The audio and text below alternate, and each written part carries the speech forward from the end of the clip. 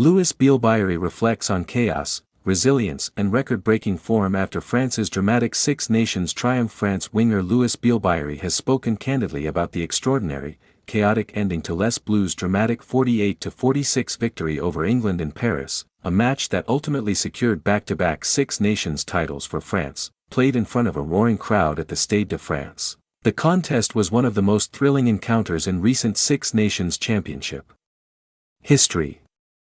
The match had everything: breathtaking attacking rugby, defensive fragility, a flood of tries, and ultimately a last-gasp penalty that sealed the title in spectacular fashion. That decisive moment arrived in the dying seconds when fullback Thomas Ramos stepped up under immense pressure to slot a penalty and complete a remarkable French comeback. For Bielle-Biarrey, however, the game was less about the glamour of victory and more about the surreal, almost chaotic nature of how it unfolded. At the end, it wasn't really rugby anymore, the young winger admitted afterward, reflecting on a match that descended into frantic desperation in its final stages. Despite the madness of the closing minutes, France emerged victorious, claiming their second consecutive Six Nations crown, a feat that remains relatively rare in the tournament's long and storied history. A turning point at halftime. The defining moment of the match may not have been Ramos' winning kick but rather what happened during the interval. France entered halftime trailing England by 3 points, having made several costly errors that allowed their opponents to stay in front.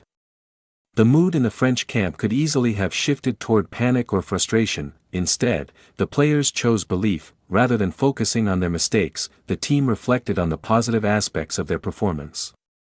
Their attacking structure had been functioning well, and opportunities were being created consistently. The issue, they concluded, was not the game plan but discipline. That if they could simply cut out unnecessary errors and maintain their composure, victory remained within reach. Bielle-Biarrey remembered sitting on the turf during the break and almost laughing at the absurdity of the situation. France had played well in attack but had undermined themselves with avoidable mistakes.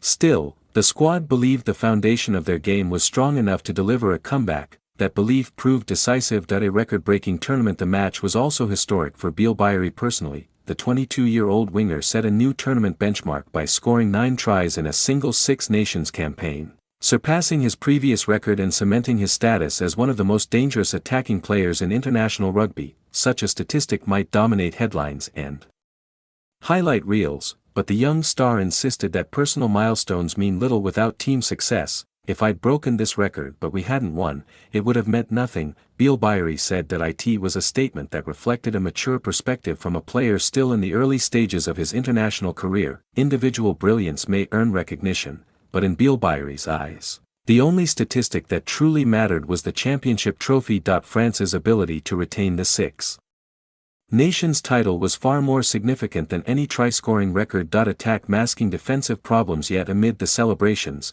Bielle-Biarrey was refreshingly honest about the deeper issues within the French performance. While their attack dazzled throughout the tournament, their defensive record raised serious concerns. France conceded 46 points against England in the final match, an alarmingly high number for a championship-winning side.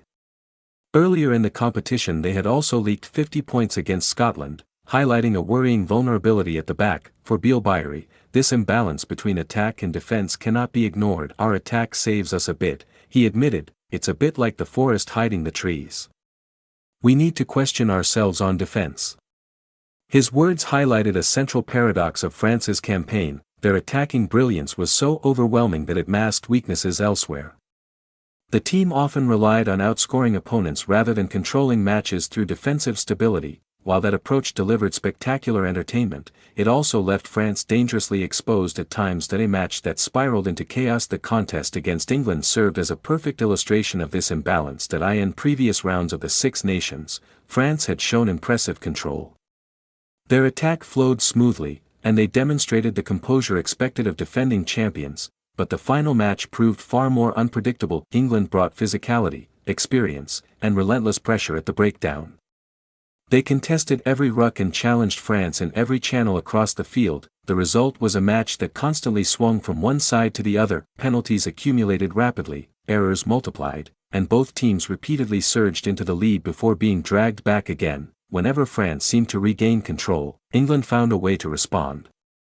The game evolved into a breathtaking shootout. The dramatic final minutes, the closing stages, were especially intense, with the crowd of nearly 80,000 inside the Stade de France pushing their team forward. France appeared to be edging toward victory, then disaster struck in the 78th minute. England crossed for a try that turned the contest on its head and left France scrambling. At that point, the French side were reduced to 14 players, increasing the sense of desperation. The championship was suddenly hanging by a thread. With little time remaining and no clear tactical structure in place, France abandoned any elaborate game plan and simply fought to regain territory. What followed was a sequence of chaotic events. France regained possession, they lost it again, they recovered it once more. A forward pass halted momentum, then came a penalty opportunity. It was rugby stripped down to its most basic elements: territory, pressure, and survival. There wasn't really a game plan anymore, Bielle-Biarrey admitted. It was just trying to advance and scrape a penalty.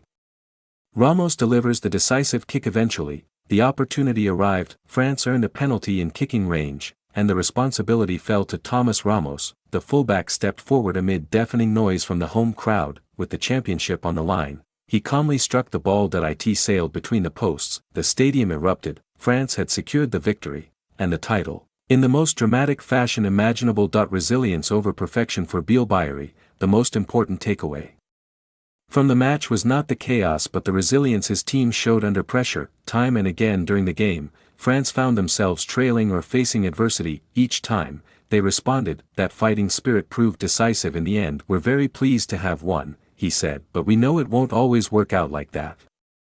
His words carried a subtle warning. While resilience can win matches, relying on late drama is not a sustainable strategy. The paradox of France's success. France 2026 Six Nations campaign presents a fascinating paradox. On one hand, they possess one of the most electrifying attacking units in world rugby, with players like Bielle-Biarrey finishing chances at a remarkable rate. Their ability to score tries appears almost limitless. On the other hand, their defensive record suggests underlying fragility. Conceding large point totals against strong opponents is rarely the hallmark of long-term dominance. For now, however, the positives outweigh the concerns. France have claimed consecutive Six Nations titles, an achievement that confirms their place among the elite teams in international rugby. A season of extraordinary effort. Bielle-Biarrey's personal contribution to that success has been immense.